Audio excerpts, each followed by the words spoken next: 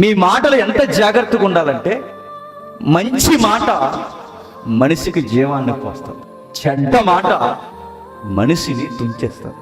చాలామందికి వయసు ఎదుగుతుంది కానీ ఏం మాట్లాడాలో తెలియదు. ఏ టైంకి ఏమంటే ఎదుటి వ్యక్తి తన జీవితం కృంగిపోతుందని కనీసం సెన్స్ లేకుండా మాట్లాడుతుంది. అలాంటి వారందరికీ చెప్తాను, మాట్లాడడం చాలా ఈజీ, అయిపోయిన మాటలు వెనక్కి తీసుకోవడం చాలా కష్టం. ఎన్ని చెప్పండి, ఆ వ్యక్తి అంటాడు, ఆ రోజు నువ్వు నన్ను ఇలా అన్నావు అంటాడు. గుర్తెట్టేసుకుంటారా? నాకు కూడా చాలా గుర్తుంటున్నాయి ఈ మధ్య. నువ్వు వచ్చి నన్ను భోజనానికి పిలిచినా, నన్ను కౌగిలి చేసుకున్నా, నన్ను ఎంత పలకరించినా నువ్వు అన్న మాట నాకు గుర్తుండిపోయింది. ఎంత సెరిపేసుకుందామన్నా మాటలట మనుషుల్ని తోటల్లా పొడుస్తూనే ఉంటాయి.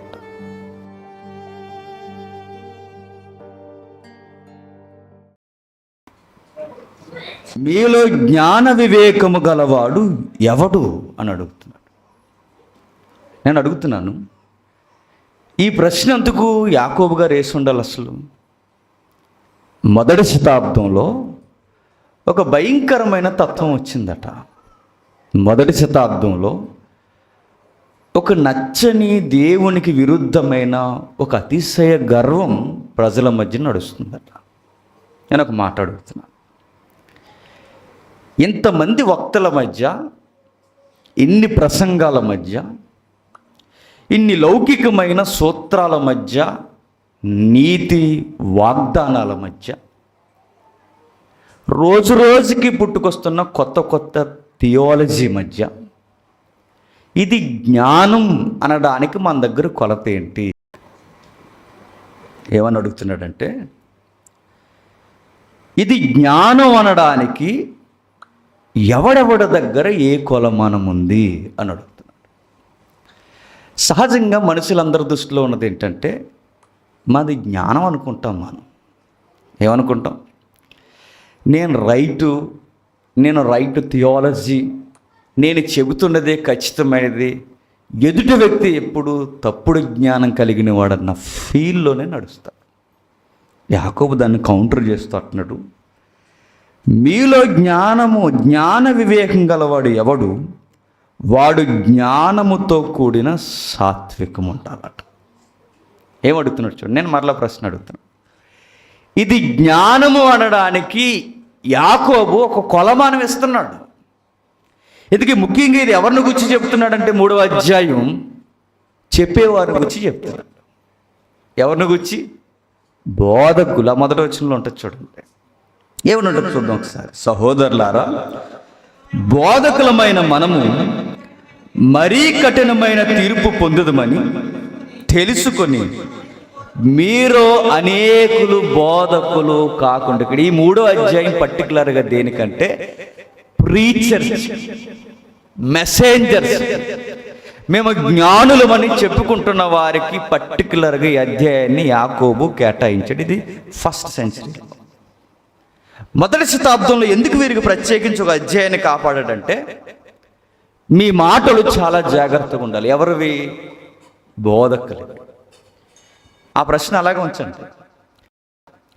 మీ మాటలు ఎంత జాగ్రత్తగా ఉండాలంటే, మంచి మాట మనిషికి జీవాన్ని పోస్తుంది, చెడ్డ మాట మనిషిని తుంచేస్తుంది. బాగా వినాలండి మాట. చాలామందికి వయసు ఎదుగుతుంది కానీ ఏం మాట్లాడాలో తెలియదు. చాలామందికి సీనియారిటీ వస్తుంది కానీ, నేను అంటున్నాను మరలా, మిమ్మల్ని ప్రశ్నించుకోండి, నన్ను ప్రశ్నించుకోండి. ఏ టైంకి ఏమంటే ఎదుటి వ్యక్తి తన జీవితం కృంగిపోతుందని కనీసం సెన్స్ లేకుండా మాట్లాడుతాడు.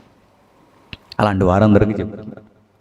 యజ్జేయులు అంటాడు, పెద్దవాడని తుఫాన్లు కొడుతున్నప్పుడు చిన్న సుంకాన్ని దాన్ని కంట్రోల్ చేస్తుంది. ఇంకా మాట్లాడుతాడు, చదువు ఎంతకన్నా మంచిది ఒకసారి. వాడలను చూడుడి, అవి ఎంతో గొప్పవైన పెనుగాలికి కొట్టుకొని పోబడినను వాడ నడుపువాని ఉద్దేశము చొప్పున మిక్కిలి చిన్నదవి చుక్కాని చేత త్రిప్పబడును. అంత పెద్ద వాడని, తుఫాను, బీభత్సమైన వాతావరణంలో ప్రకృతి విరుద్ధంగా తిరగబడుతున్న టైంలో అంత పెద్ద వాడని, ప్రయాణాన్ని కంట్రోల్ చేసేది ఏదట? చుక్క అని. అంటే నడిపేవాడు మైండ్ సెట్ దాన్ని నడిపిస్తున్న దాన్ని కంట్రోల్ చేయడంలో ఉండాలి. బోధకుడికి ఎగ్జాంపుల్ ఎందుకు చెప్తున్నాడంటే, నిన్ను నడిపిస్తున్నది నీ నాలుక.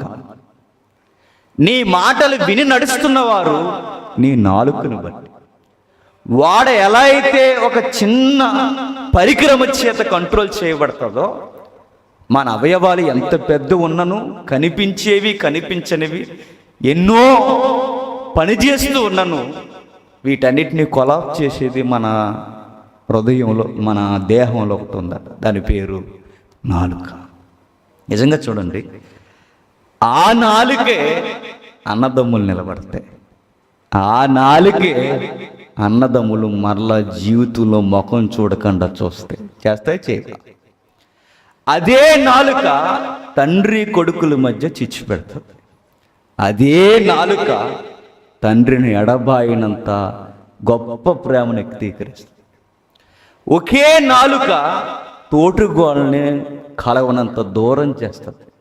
ఒకే నాలుక మనుషుల మధ్య ప్రేమను కలుగుతుంది. నాలుకను కంట్రోల్ చేయడం మనకు రాకపోతే స్నేహాలు ఎగిరిపోతాయి, నెక్స్ట్ కాపురాలు ఎగిరిపోతాయి, నెక్స్ట్ పేరెంట్స్ విడిపోతారు, నెక్స్ట్ సంఘాలు కూడా విడిపోతాయి, ఇంకా బంధత్వాలు విడిపోతాయి, బంధురకం విడిపోతుంది, మనుషులు దూరం అయిపోతారు.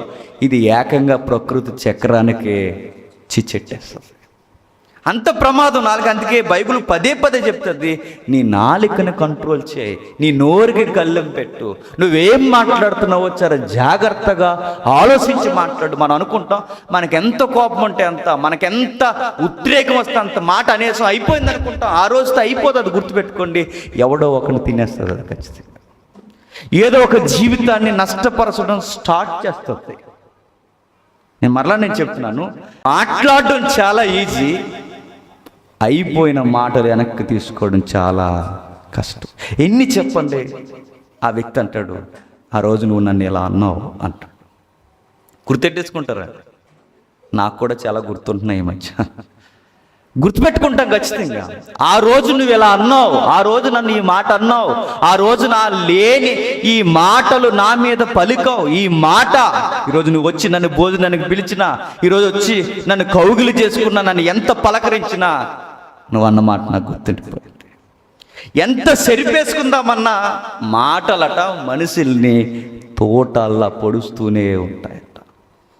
అంటే ఎంత టెన్షన్ కాకపోతే యాకోబు గారు సీరియస్గా ఒక అధ్యాయం కేటాయించి ప్రీచర్స్ని అందరిని ఒక అధ్యాయం ట్యాగ్ లైన్గా ఇచ్చి, ఒరే బాబు మీరు మాట్లాడుతున్నప్పుడు జాగ్రత్త, ఏవి పడితే అవి మాట్లాడకండి. మరి ఎందుకురా మీరు ఇలా మాట్లాడుతున్నారని అడిగితే వాళ్ళు అంటారట, జ్ఞానం అనుకుంటారట. ఏంటి? వాళ్ళు మాట్లాడే మాటలు వాళ్ళు అనుకుంటారట, మాట్లాడేవారిని మేము జ్ఞానం చెబుతున్నాం అనుకుంటారట. యాకోబు తిరగేసి అడిగాడు, జ్ఞానమని పలుకుతున్న ప్రతి వ్యర్థమైన బోధకులకి, మాటకులకి, పాటగాళ్ళకి, అందరికీ పదార్థాలు బాగా ఒల్లి పట్టించిన వారికి ప్రతి ఒక్కరికి చెప్తున్నాను, నీది జ్ఞానం అనడానికి నీ దగ్గర ఉన్న కొలత ఏంటి?